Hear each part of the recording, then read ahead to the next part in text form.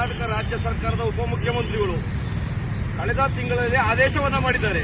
ಯಾವುದೇ ಒಂದು ಇಂಗ್ಲಿಷ್ನಲ್ಲಿ ಬೋರ್ಡ್ ಹಾಕಬೇಕಾದ್ರೆ ಮೊದಲು ಕನ್ನಡದಲ್ಲಿ ಹಾಕಿ ನಂತರ ಇಂಗ್ಲಿಷ್ನಲ್ಲಿ ಹಾಕಬೇಕು ಅಂತಕ್ಕಂಥ ಆದೇಶ ಇದ್ರೂ ಸಹ ಎಲ್ಲೋ ಒಂದು ಕಡೆ ಕರ್ನಾಟಕದಲ್ಲಿ ಮೈಸೂರು ಜಿಲ್ಲೆ ಇಲ್ಲವೇನೋ ತರದಲ್ಲಿ ಇವತ್ತು ಜೆಎಲ್ಎಕ್ಎಸ್ ಅಂತ ಅಡ್ವರ್ಟೈಸ್ನ ಇವತ್ತು ಹಾಕಿರ್ತಕ್ಕಂಥದ್ದು. ಮೈಸೂರಿನ ನಗರಸಭೆ ಇವತ್ತು ಎಲ್ಲೋ ಒಂದು ಕಡೆ ಜೆಎಲ್ಎಸ್ನವರಿಗೆ ಹೈಟ್ ಆಗಿರ್ತಕ್ಕಂಥದ್ದು ಸಾಬೀತಾಗಿರ್ತಕ್ಕಂಥ ವಿಚಾರದಲ್ಲಿ ನಾವಿದ್ದೀವಿ. ಅವ್ರು ಯಾರು ಇದಕ್ಕೆ ಸಂಬಂಧಪಟ್ಟ ನಗರಸಭೆ ಅಧಿಕಾರಿಗಳ ಆದೇಶವನ್ನು ಕೊಟ್ಟಿದ್ದಾರೋ ಅವ್ರಿಗೇನು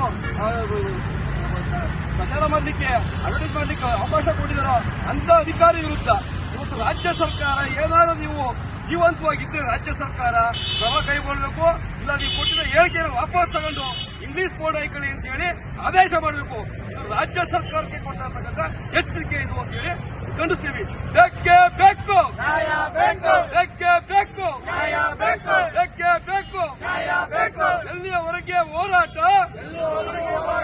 ಎಲ್ಲಿಯವರೆಗೆ ಹೋರಾಟ, ಬೇಕೇ ಬೇಕು, ಬೇಕೇ ಬೇಕು.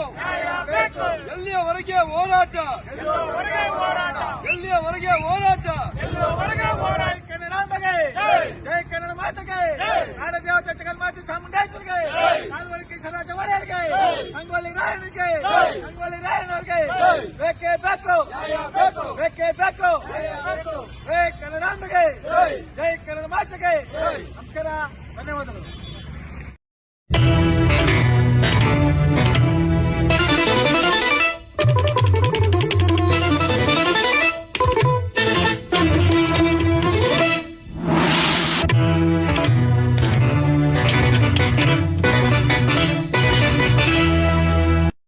ರೆಡ್ ಬಟನ್ ಒತ್ತಿ ಫ್ರೀ ಸಬ್ಸ್ಕ್ರೈಬ್ ಆಗಿ, ಆಮೇಲೆ ಬೆಲ್ ಮಾತ್ರ ಮರಿಬೇಡಿ.